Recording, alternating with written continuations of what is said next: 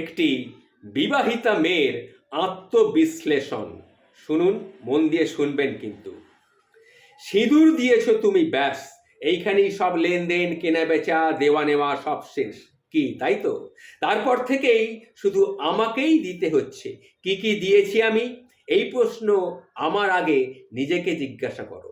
প্রথম যেদিন এলাম তোমার ঘরে, সেদিন তুমি আমায় বললে, নতুন ঘর, নতুন সব, নতুন করে শুরু করো।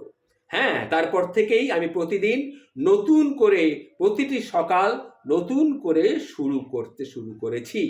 তারপর থেকেই প্রতিদিন নতুন, প্রতিটি সকাল নতুন, প্রতিটি রাত নতুন, প্রতিটি হাতের আদর নতুন, বিছানায় পাতা চাদর নতুন। কিন্তু পুরনো প্রিয় জিনিসগুলো সব আমি ছেড়ে এসেছি। জানতে চাওনি সেদিন যে কি কি আমি ছেড়ে এলাম? আমি বলি, আমি কি কি ছেড়ে এসেছি। আমি আমার জীবনের 25টা বছর ছেড়ে এসেছি, যার 12টা শৈশব আর বাকিটা বুঝতে বড় হওয়া। তোর অধিকার কেউ অর্জন করে নেবে, এইটা বুঝেছি।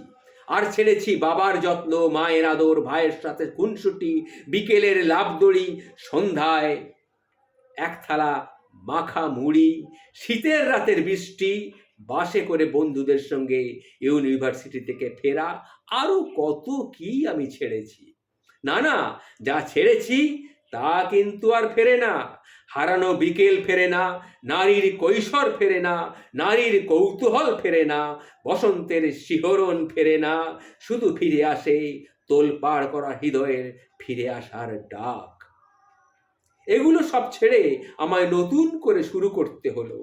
কত সহজেই তুমি বলেছিলে, কিন্তু বোঝনি নতুন করে শুরু করা কতটা কঠিন ছিল আমার পক্ষে।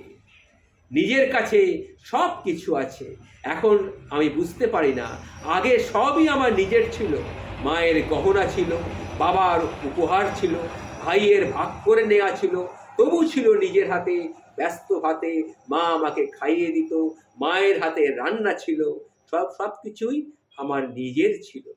আর এখন তুমি বললে কি আমাকে সব কিছু নিজের করে নাও। বেশ, আমি সব কিছু নিজের করে নিলাম। তোমার মাকে মা বলে আমি মেনে নিলাম, তোমার ঘরকে আপন বলে নিজের করে নিলাম, তোমার নামের পদবীখানা আমি আমার নিজের করে নিলাম, রাত দুপুরের সব আবদার নিজের করে নিলাম, তোমার ছেলের সব বায়না নিজের করে নিলাম, সবাইকে খাইয়ে সব শেষে খেতে বসা নিজের করে নিলাম।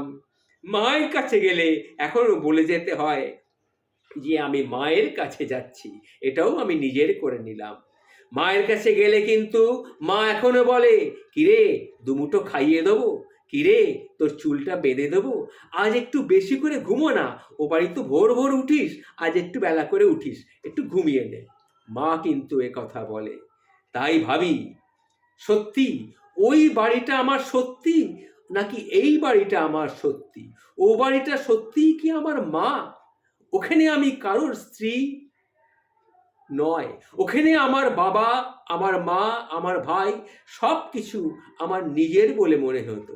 আর এখন এখন ভাবি, এখানে সব কিছু কি আমার? আমি কি কারোর স্ত্রী, কারোর মা, কারোর মেয়ে? তা তো নয়। এখানে মেয়ে, মা আর আমি ঠিক আগে যেমন ছিলাম সেই রকমই আছি, কিন্তু এখানে আমি মেয়ে নই, আমি ঘরের বউ।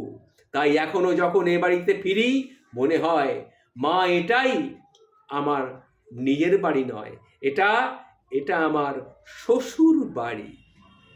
কি বন্ধু, ভালো লাগলো তো? মেয়েদের আত্মবিশ্লেষণ, একটি বিবাহিতা মেয়ের আত্মবিশ্লেষণ। কীরকম লাগলো কমেন্টস করে জানাবেন।